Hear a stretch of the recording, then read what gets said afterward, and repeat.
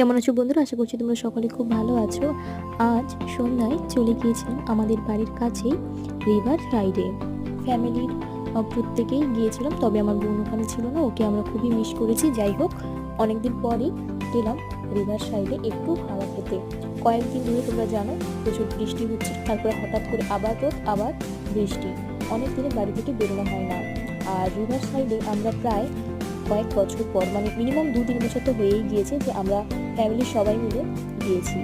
তো আজকে গেলাম রিভার সাইডে, আর প্রচুর মজা হলো। প্রথমে আমরা খেয়েছিলাম ফুচকা, তারপর খেয়েছিলাম মোমো।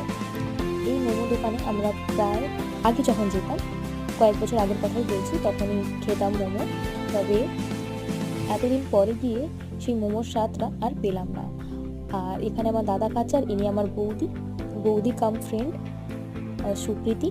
তো ও নিয়েছিল ফ্রাইড মোমো, আর আমি আমার দাদা নিয়েছিলাম স্টিম মোমো খাওয়া শেষ করেছি। এবার বাড়ি ফেরার পালা।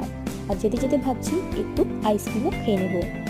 আইসক্রিম কিনতে গিয়ে পপকর্ন দেখলাম, তাই পপকর্নও কিনে নিয়েছি। পপকর্নটা আমরা গাড়িতে বসে খাবো।